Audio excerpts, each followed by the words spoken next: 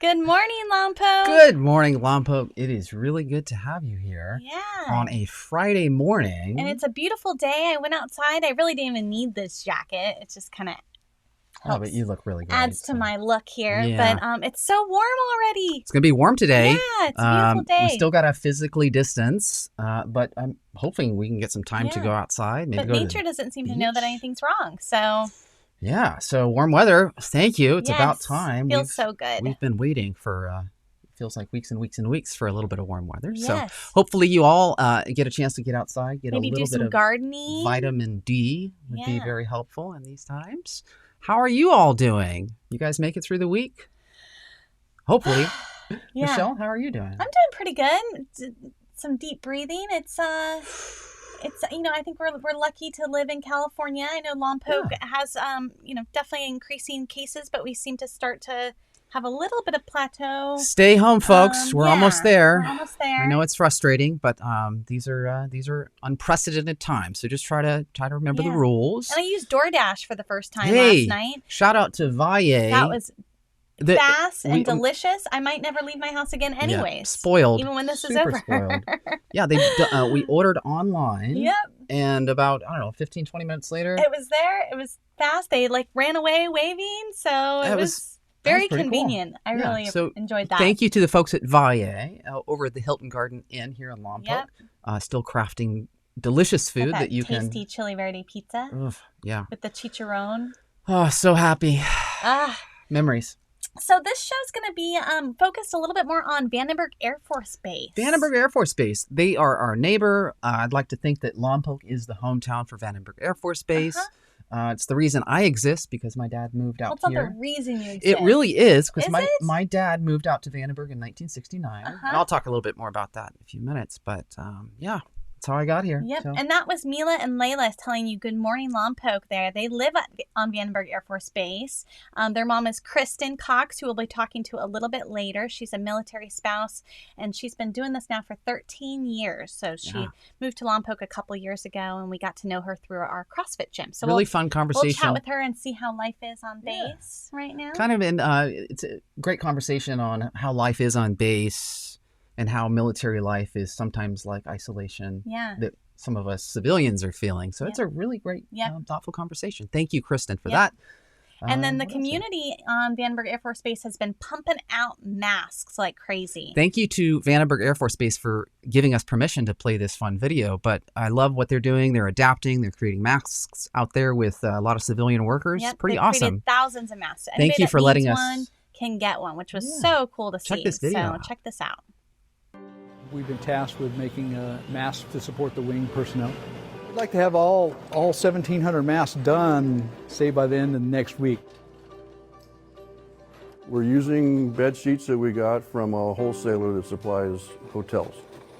Because the material was 100% cotton, they're nice and flat and rectangle. We can use them to easily cut patterns. We would cut a size that would fit inside of our laser engraver where we could get the most amount of masks with the least amount of waste.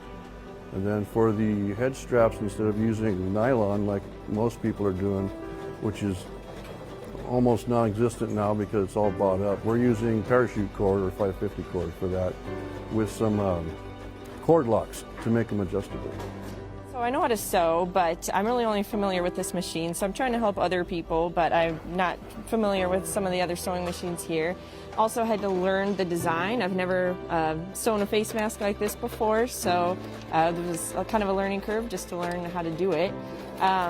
It's not a very difficult design, and it definitely can be done quickly and efficiently. Once you get going, you can really get into a groove, and it goes pretty smoothly, pretty quickly.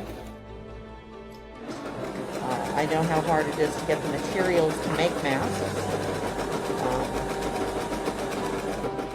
So for people who can't sew or are not in a position to make themselves a proper mask, I'm glad to do it for them.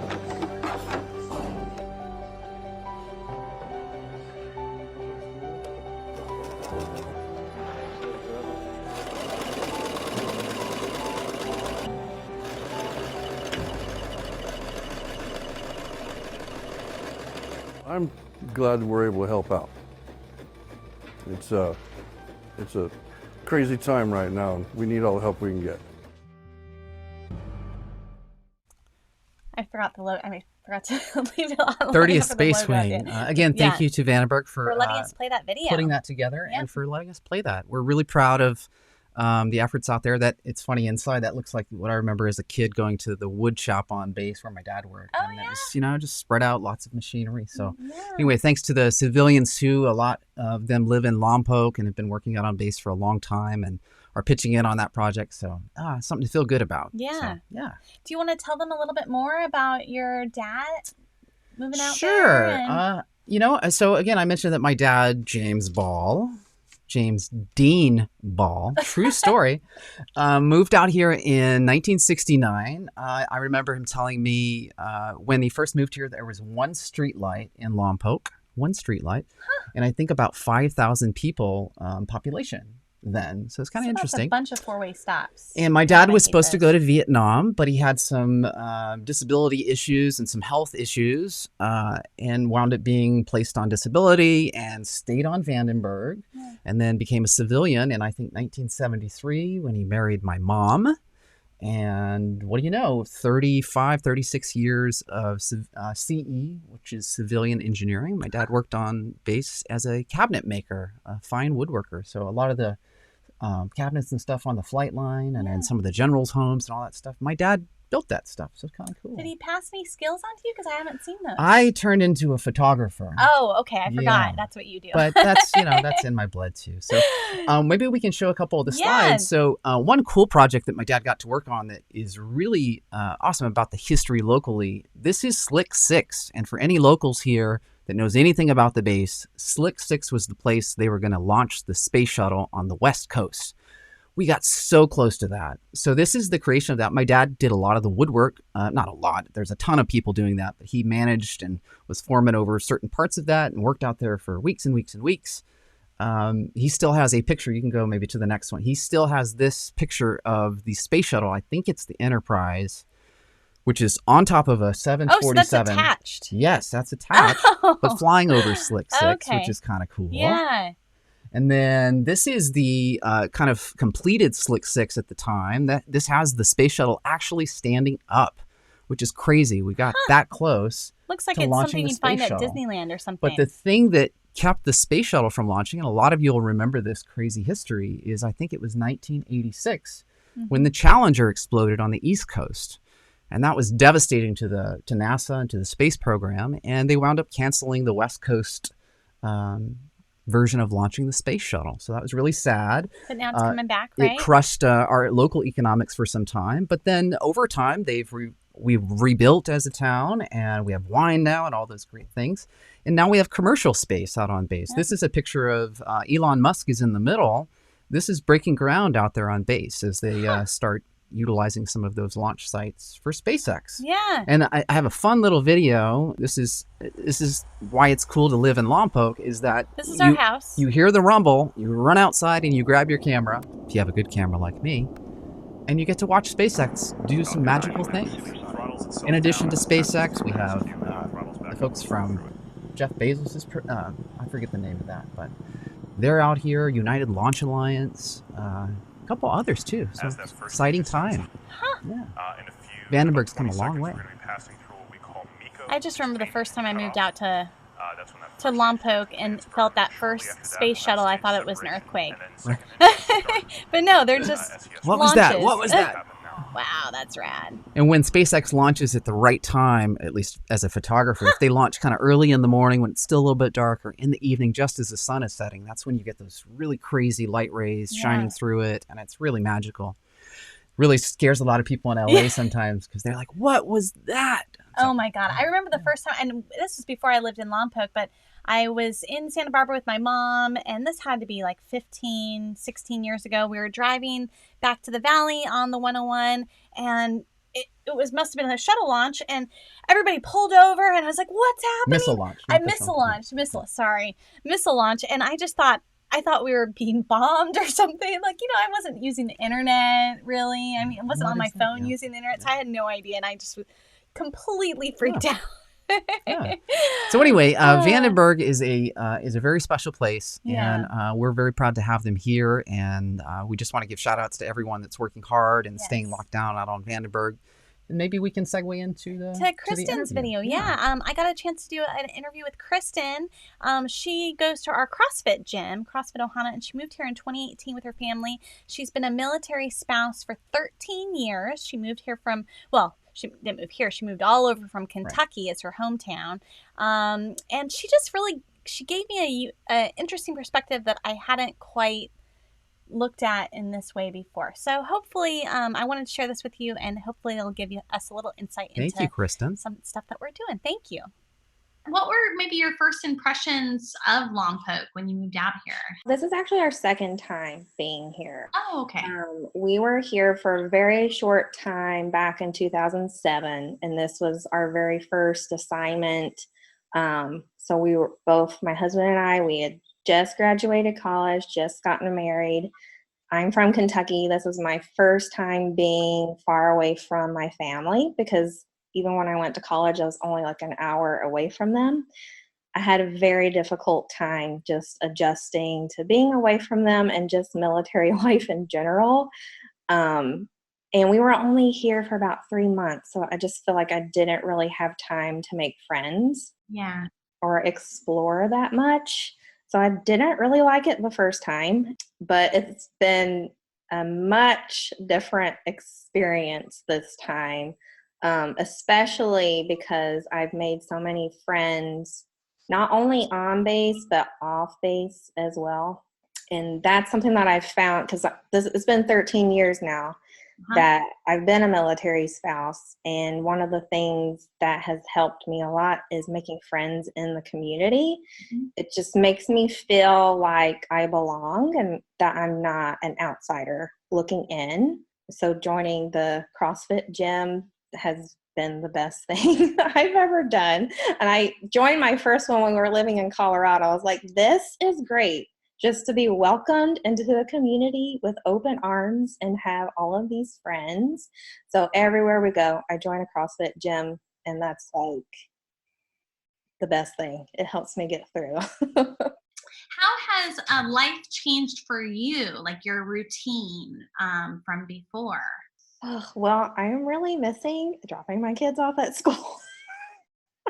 I'm really missing that. And going to the gym, I miss my friends there and working out with them. And I miss teaching my piano students. Well, we've been doing a lot of crafting and baking. But actually, I told my husband, I said, I'm going to challenge myself this weekend to not bake anything, because it's been a little out of control. And the girls love it. And what's great is that Layla just finished a whole unit in math that I taught her on converting units of measurement. That's amazing.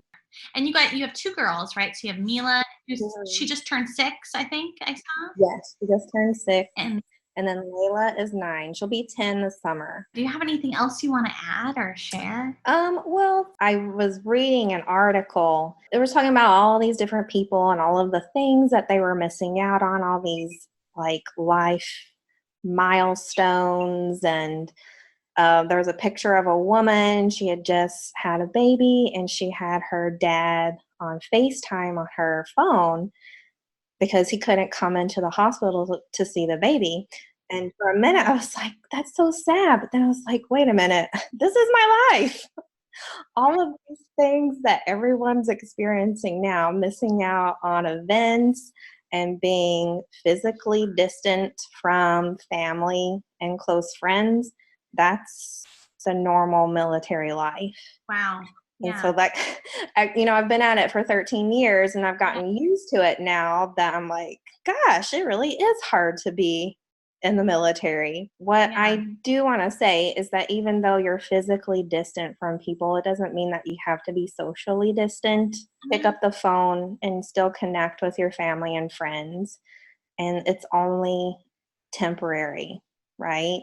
So you can get through it. And also, I think it's okay to be sad about missing out on things.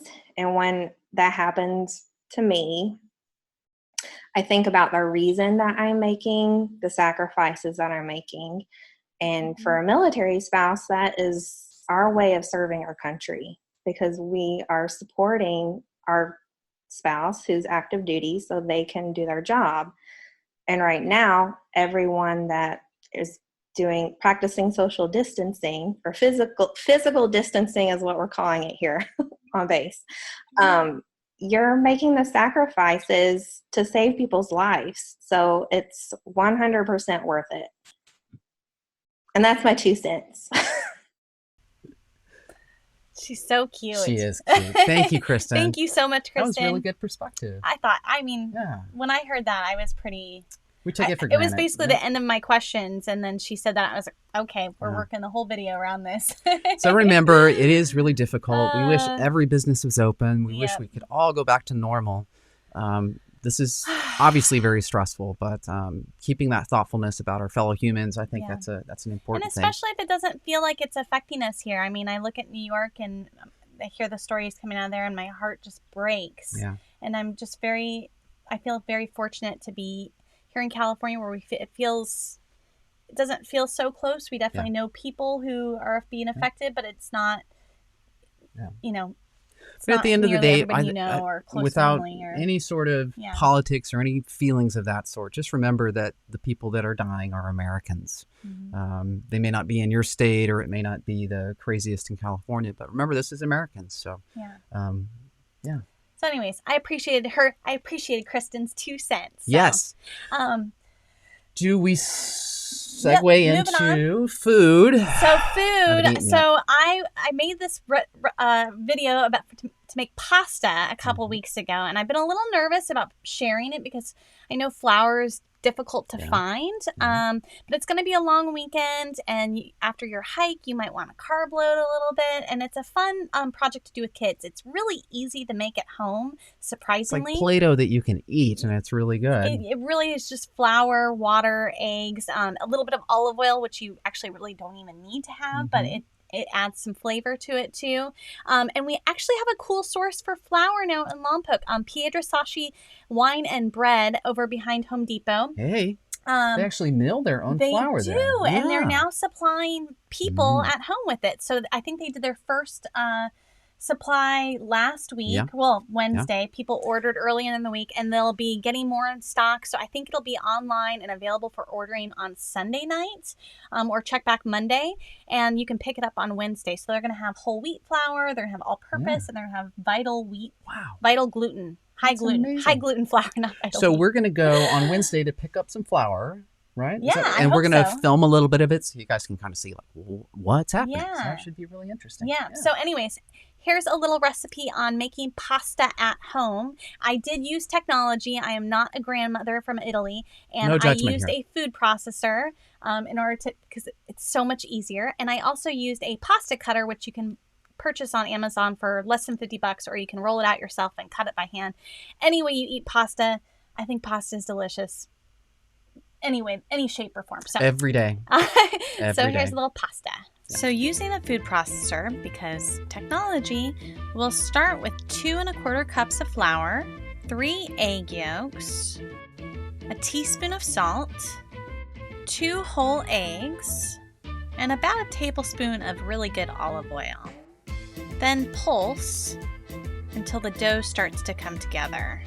Then we'll open it up and check the consistency. I like the dough a little bit drier, and then just more kneading to kind of develop the gluten.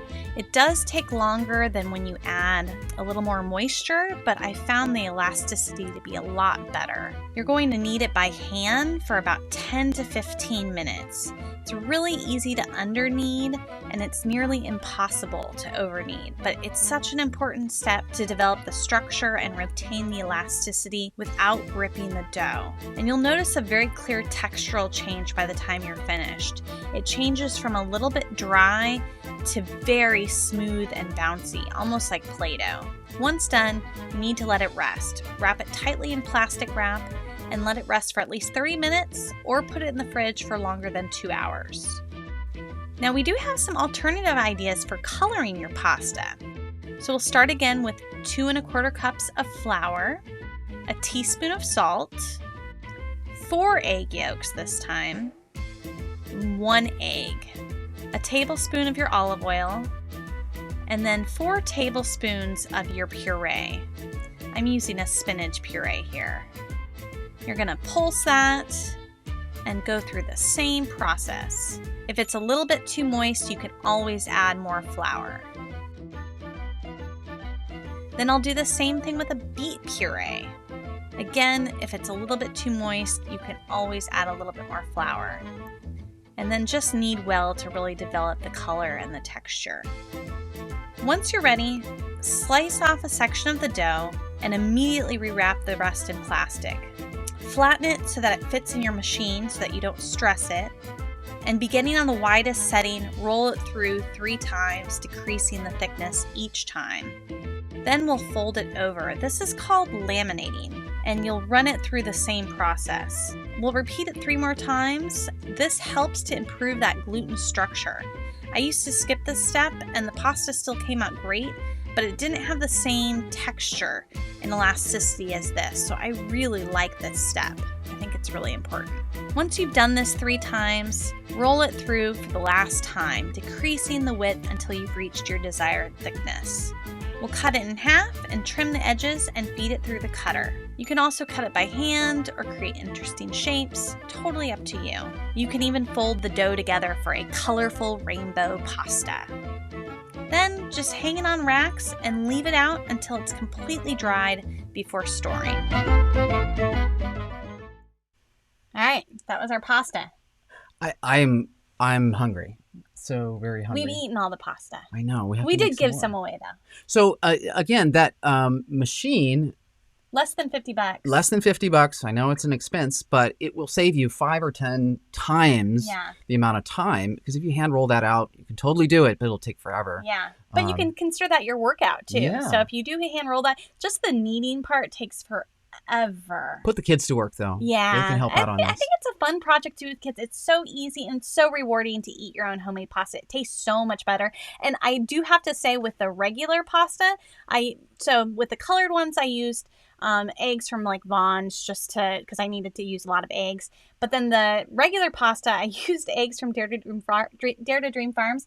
And whatever your chickens eat does change the flavor of your eggs. You might not notice it when you're eating the eggs just on their own. You can tell when they're nutrient rich. Yeah. It was spicy. It was like I'd put a ton of black pepper in there, and I didn't put any pepper. I just put salt, olive oil, but it was so spicy, like as if they'd eaten like a bunch of like nasturtium flowers or something like that. But if you have chickens at home and you want to feed them like carrots, you can even feed them like cayenne, red peppers, habaneros. It'll make your egg yolks. They don't taste spicy, I guess. They don't taste spicy at all. Chickens don't. And it won't make your eggs spicy, but it'll make the color of the yolks like bright orange or even red. So something to try. I was going to say, we didn't include that in the pasta video, but one of the elements that is my favorite part of the process, and the kids will love this too, although it's, anyway, the egg thing, I guess. Yeah. When we cut the pasta, there's a little bit of the strips that aren't very pretty, and I put that on the side,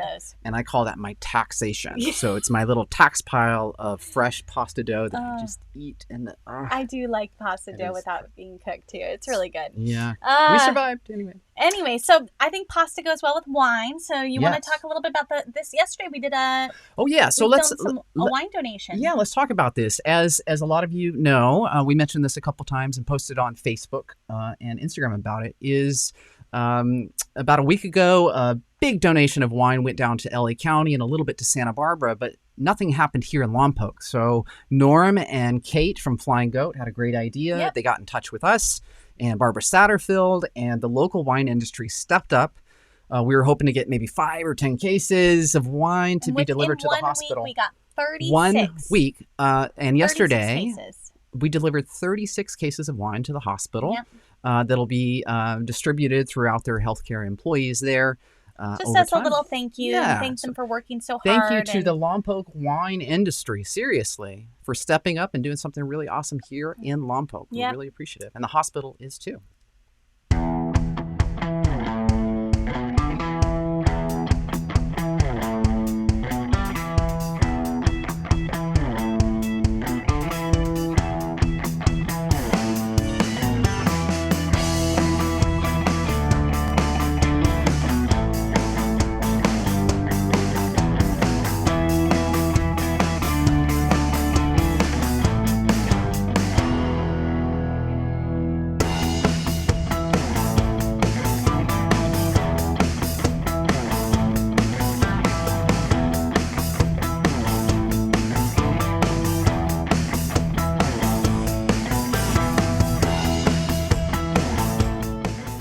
Good morning, Lompoc.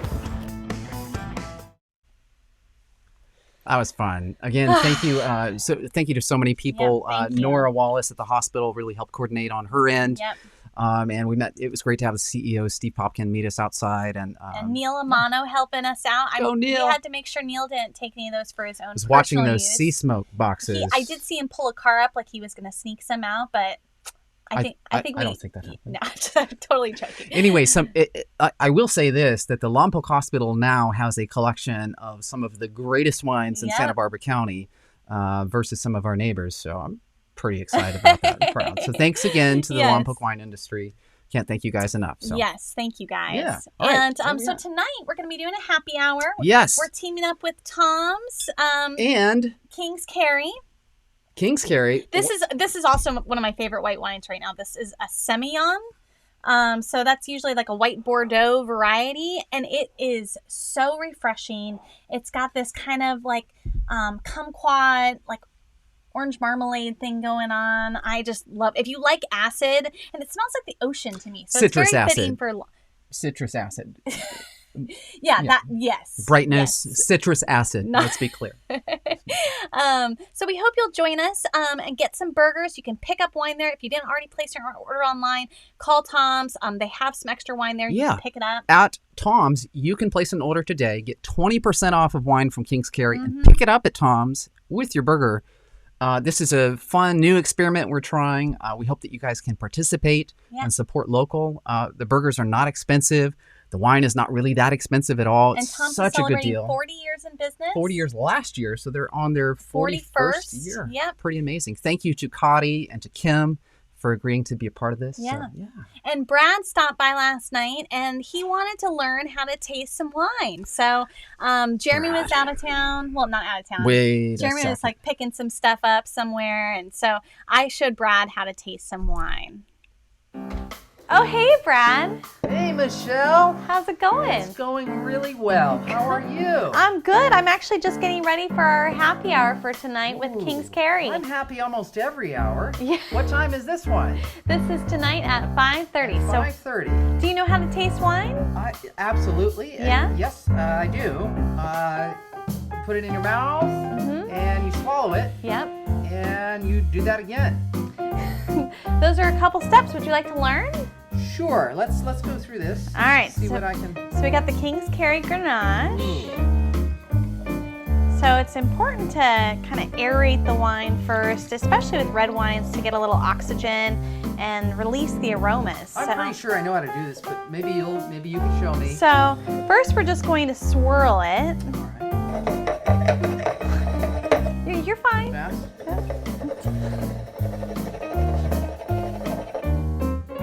Nice, Brad. And then we're gonna smell it.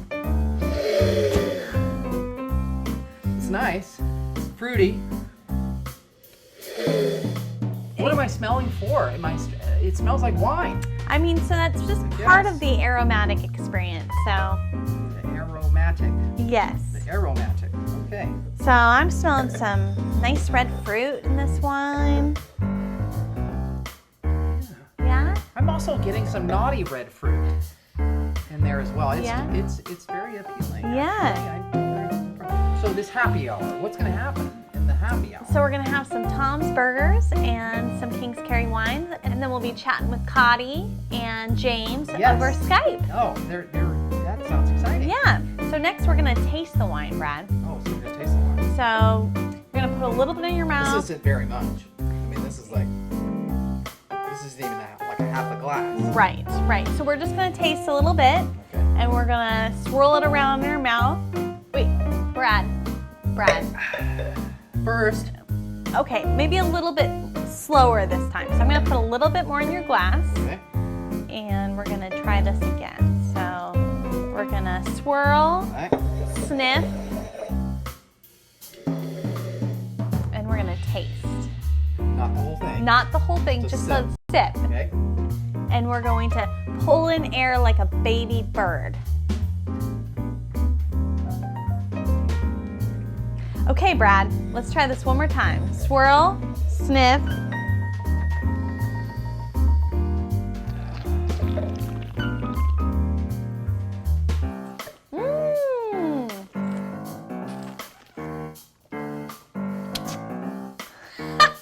Don't tell Jeremy.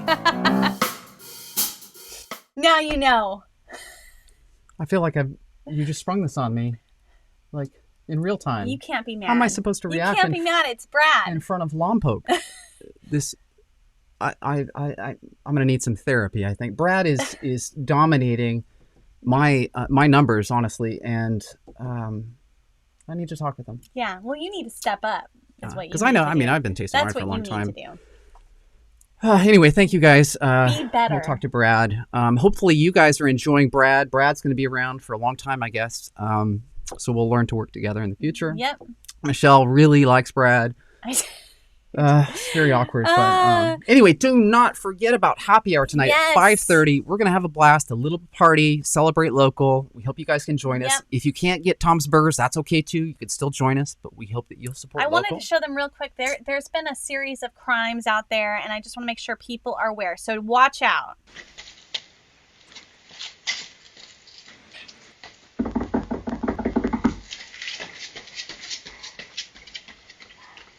See?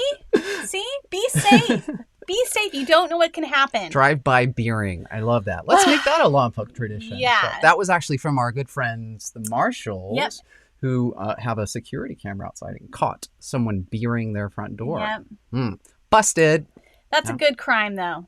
Well, we can have more of that. So, Michelle, we have packed this show. Yep, and now we're well over our time. So thank you for bearing with us, and we hope to see you tonight during happy hour. Yes. Get your burgers, get your wine, and join us. Jacob Cole, thank you so much. I'm going to play a couple of his videos next week. He's been putting in the hours to get us some new material. I'm sorry we couldn't fit that in today. But thank you. Next week, though. Yes, thank you again, Jacob Cole, for helping us with music for our intro and our outro. And here is our moment of Zen with music by Jacob Cole. Thank you, guys.